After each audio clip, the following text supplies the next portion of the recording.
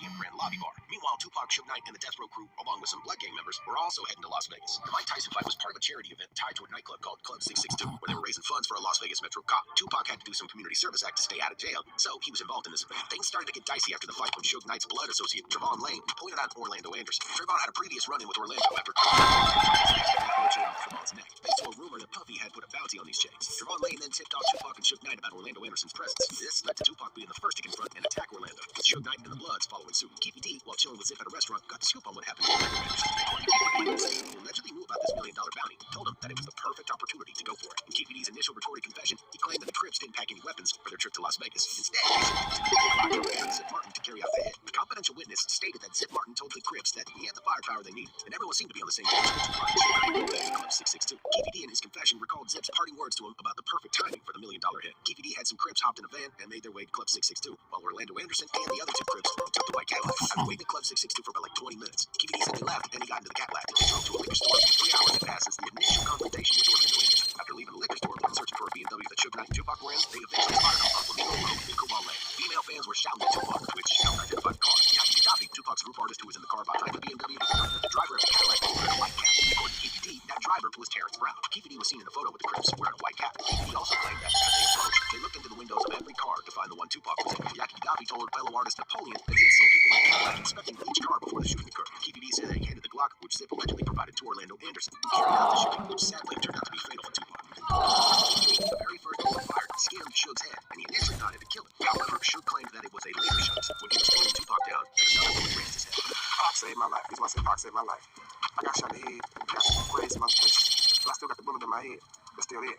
After the shooting, they reportedly parked the car about a block away from where the BMW stopped and placed the Glock in the front wheel tire. Then they went back to the hotel and got drunk. Keefy D said that as they were walking away, he and the Crips saw an ambulance go by with Tupac and Suge Knight inside. According to Keefy D, the day after the shooting, they retrieved the Glock and drove back to Los Angeles. They also took the Cadillac to an auto shop to repair bullet holes. Suge Knight's fired back during his murder documentary, which he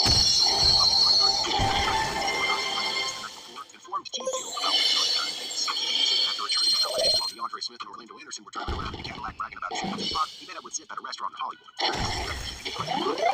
asked if they were responsible for the shooting, and Zip confirmed that. He claimed that when he inquired with Zip about when he would get the bounty for carrying out the shooting. However, Tupac didn't pass away until 6 days after the shooting, whereas Keefy D claimed that the meeting took place the day after the shooting while Tupac was still alive. According to Keefy D, 6 weeks passed, and the news of Tupac was during this time, a gang war erupted in Compton between the Bloods and the Crips due to the events that unfolded in Las Vegas. There were reports of $100,000 bounties on the heads of those who believed to be the ones in Cadillac. The police on the van claimed they encountered an associate of Bad Boy who informed them that Puffy had given the money to Zip, but Zip had kept it all for himself. Puffy's bodyguard, Gene Deal, did an interview where he said he saw a check from Jimmy Henchman handed to Zip, which Zip put in his pocket. Gene stated that the check was disguised as a payment to Black Round Records, which is owned by Barry Hankerson. This suggested that Jimmy Henchman might have followed up on funding a second hit on Tupac through Puffy, similar to the '94 shooting in which Tupac survived. Keefy D claimed that even if he had received only half the money, he would have never snitched. This is why Keefy D started doing interviews about these claims from 2018 onward. With Keefy D now behind bars as a suspect, we still have the open question of Puffy's involvement. People firmly believe that it was in fact Puffy who ordered the hit, and 50 Cent seems to be thinking the same thing. On his Instagram page, 50 posted, "Damn, so Pac got lined by Brother Love? LOL, time to lawyer up. Shit might get sticky." He posted a pic of Tupac in that classic black BMW, very similar from that notorious night when Tupac was shot following the Mike Tyson fight back in Vegas in '96. Puff Daddy hasn't clapped that yet, but Keefy D is saying he never saw a time that $500K that Puff supposedly promised. What's y'all's take on Keefy's recent bust and his life behind bars? And what about 50 Cent spilling the beans on social media about Puffy's part in this dirty job? Let us know your thoughts down in the comment section below. If you enjoyed this video, be sure to click like and subscribe to the channel, share it with a friend or two, and as always, you guys to keep it risen.